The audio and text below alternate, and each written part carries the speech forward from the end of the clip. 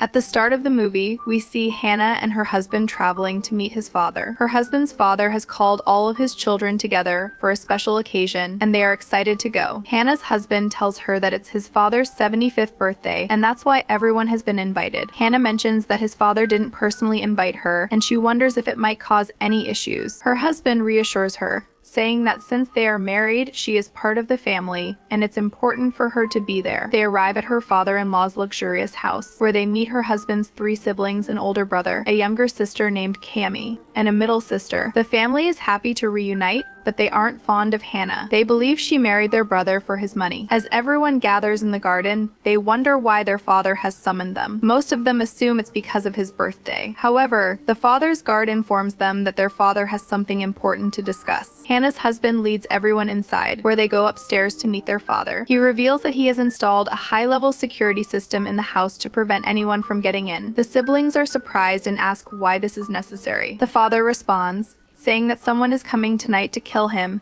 and they must protect him at all costs. The siblings are shocked, not knowing how to respond. They initially think it's a joke, but their father insists it's true. He adds that if he dies tonight, his entire estate will go to charity, but if he survives, he will divide his wealth among them. They just need to keep him safe for the night. After dismissing the guard and locking all the doors and windows, the siblings are left to discuss their father's strange warning. They believe he might be testing them, and they don't think anyone is actually coming to kill him. However, Hannah, concerned, tells them they should take it seriously in case their father is telling the truth. Despite her concerns, the siblings dismiss the idea and go to their respective rooms. Cami heads to the wine room to grab a drink. While there, she hears strange noises, and as she investigates, she sees a shadowy figure. Panicked, she tries to leave the room, but the door is locked. Luckily, her brother comes and unlocks the door, asking what she was doing inside. She explains that she felt someone was in the room, but her brother reassures her that no one is there. Later, Hannah's husband takes her to meet his father, who expresses happiness that she came, but he still doesn't consider her part of the family. The father admits he had initially told his son not to bring her,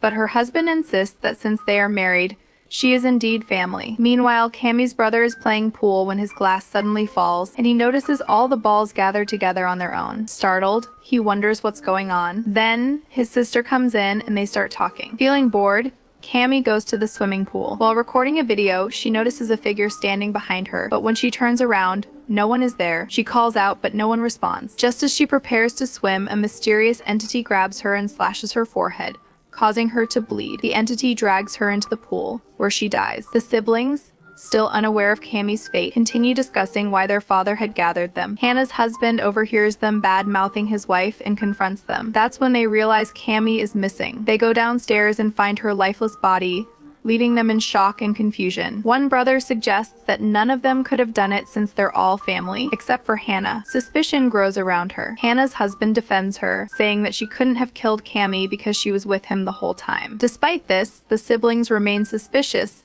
especially since all the doors and windows were locked, meaning no outsider could have entered. When their father finds out that his youngest daughter has been killed, he is devastated. He tells his remaining children that an evil spirit named Dressel is in the house, and it killed Cami. He explains that he made a business deal with this spirit, and now it's taking revenge. The children are shocked and ask for more details, but their father refuses to explain further. He then declares that since one of his daughters has died, he will now consider Hannah as his heir and will give her a share of his property. This infuriates Cami's siblings, who ask how their father could do such a thing. The father replies that if they want to inherit his wealth, they must keep him alive. Cami's older brother, now determined to protect himself, takes a gun from his father's office. He vows to kill whoever is responsible for his sister's death. However, both siblings still blame Hannah, believing she had something to do with it. Hannah insists that she had a good relationship with Cami and would never hurt her. Later, when Hannah and her husband return downstairs, they are shocked to find Cami's body missing. Realizing that something more sinister is at play, they decide to escape. They try to break the door but are unable to get out. Her husband tells Hannah that they can escape through the lower path, so she begins to head downstairs to find a way out. Meanwhile, Cami's sister notices the painting staring at her,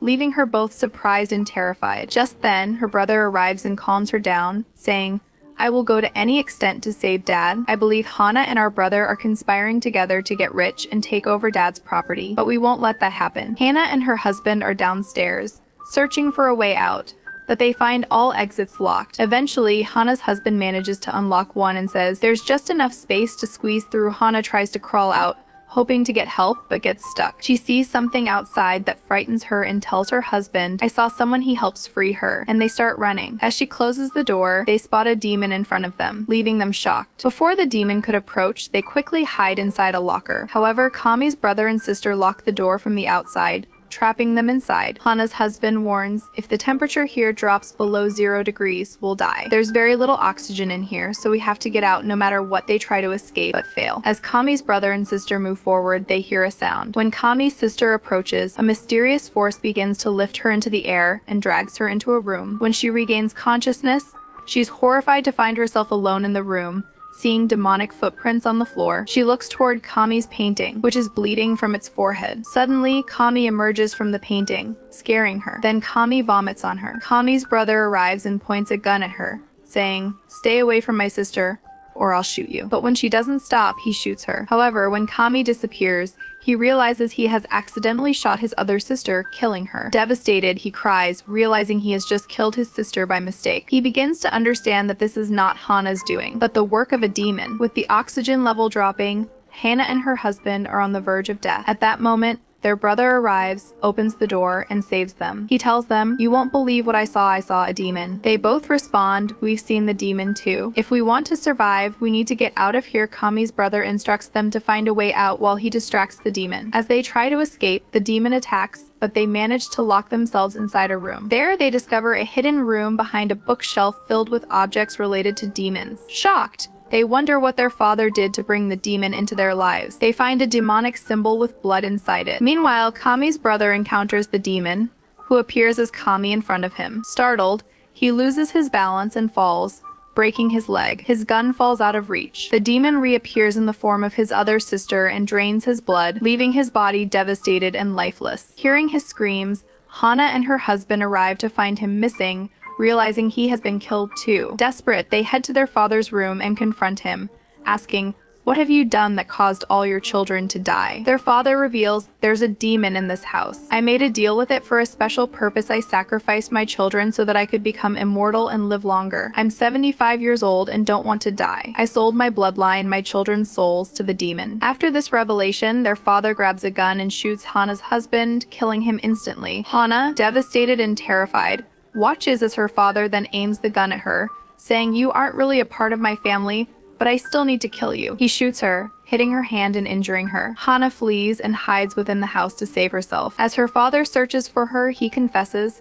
"I was pretending to accept you as part of the family, but I never truly did. I told my son that you weren't worthy of him, but he didn't listen and married you anyway." Hana finds a gun and shoots her father. A piece of furniture falls on him, trapping him underneath. Hana then reveals to him, "Your son and I had bought you a birthday gift, but we never got the chance to show it to you. Now that you're about to die, I want to show you." She presents an ultrasound image saying, "I'm pregnant with your son's child, your grandson. So you're not the last of your bloodline, this child is. He will inherit your property and carry on your legacy." Shocked, her father realizes that the unborn child is now the rightful heir, not him. Suddenly, the demon appears and devours him, ending his life. Hana escapes the house, and as she sees a picture of her husband, she breaks down, reminiscing about how happy they once were. The next morning, the security guard, waiting for the old man, sees Hana emerge from the house, pregnant with the last of the bloodline. Now, she is the sole heir to the property. Although saddened by the loss of her husband, she drives away, knowing that the story ends here.